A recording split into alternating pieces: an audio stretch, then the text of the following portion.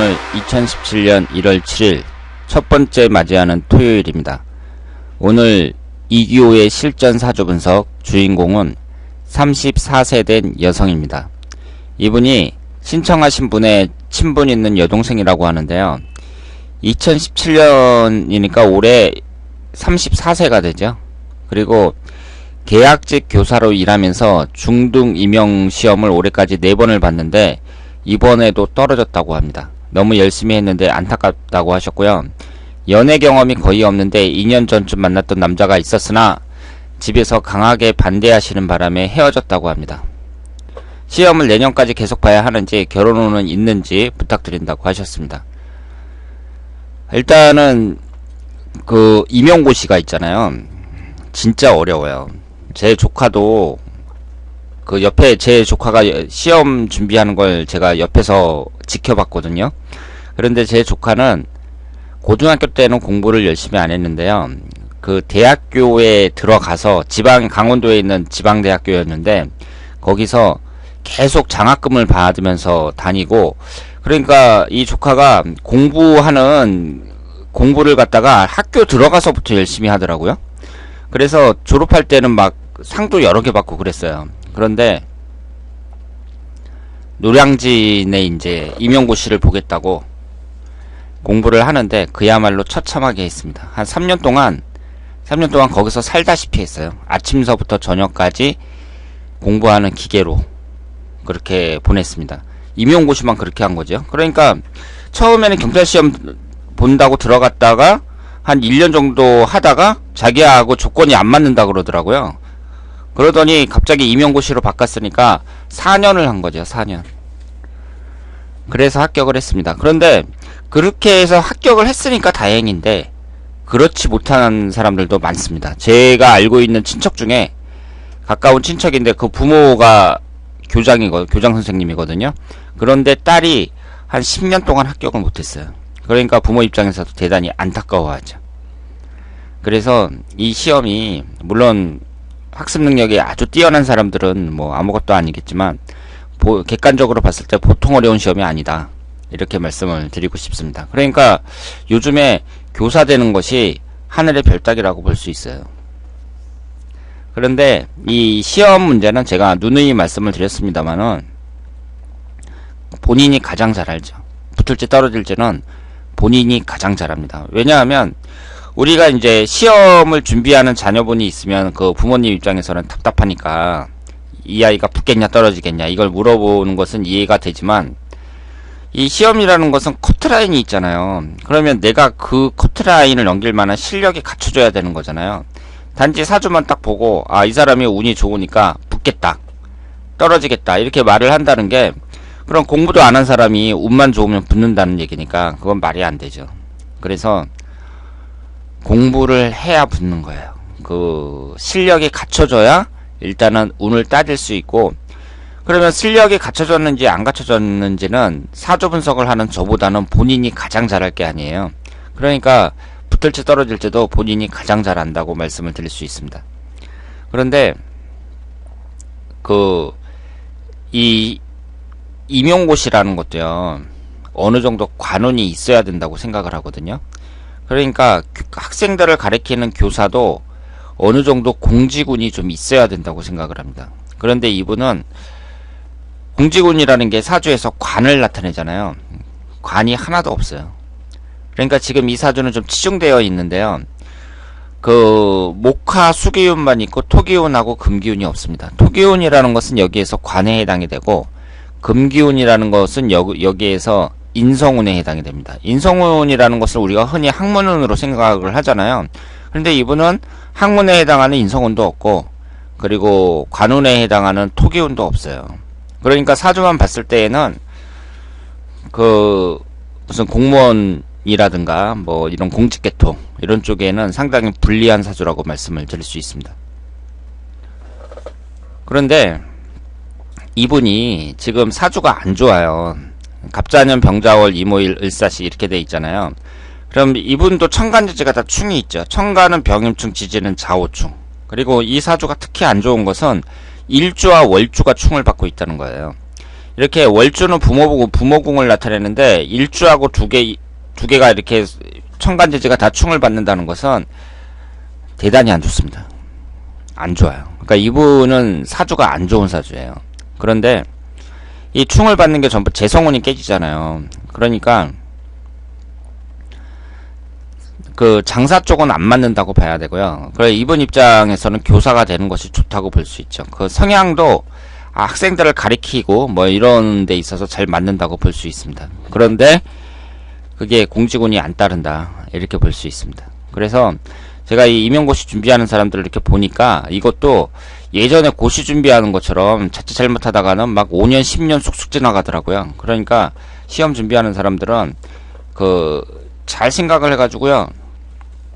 잘 생각을 해갖고 내가 3년을 준비하겠다. 그러면 3년을 딱 준비했잖아요. 그러면 그 다음에 딱 포기해야 돼요.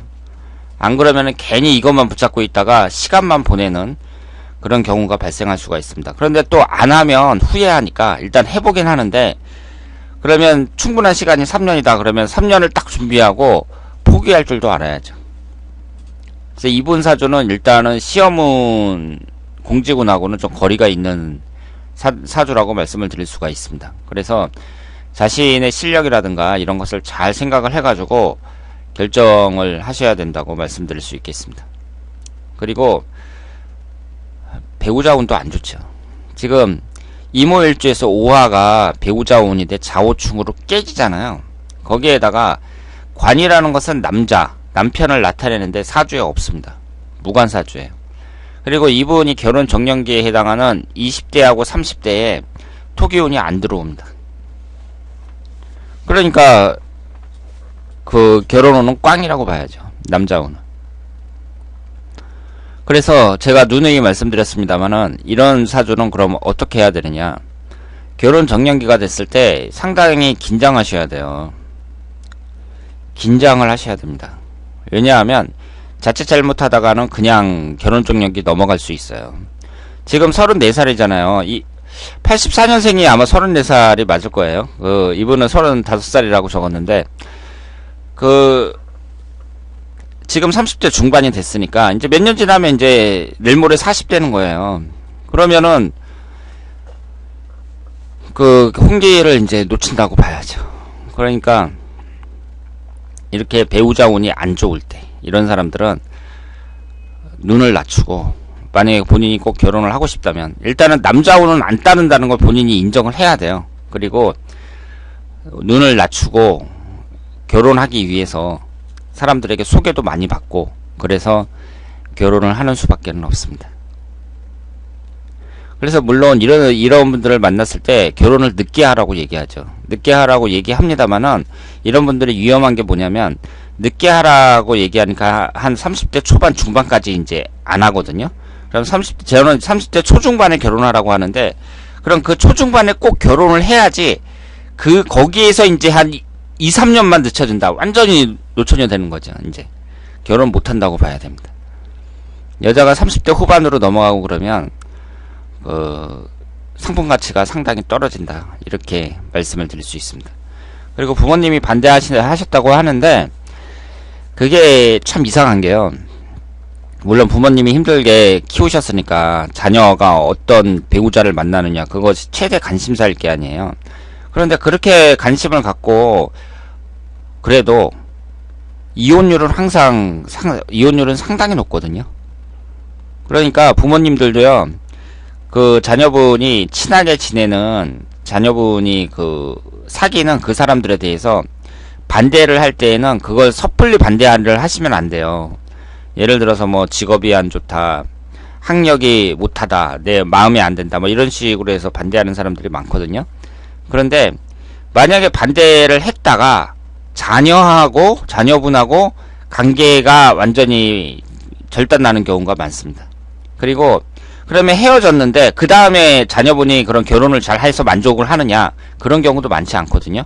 그러면 이제 그 부모 평생 원망하는 거예요. 평생 원망합니다. 그때 그 남자랑 했었어야 되는데 뭐 이러면서.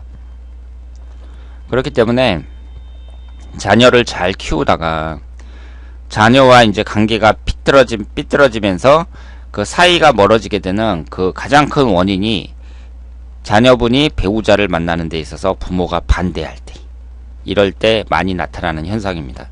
그렇기 때문에 부모도 조심하셔야 되고, 제 생각에는 그래요. 지금 뭐 20대도 아니고 30대인데 애들도 아니고 그 인생 중대사에 대해서 자기가 결정을 해야지. 그래서 뭐 나중에 고생하더라도 할 수 없는 거죠 뭐.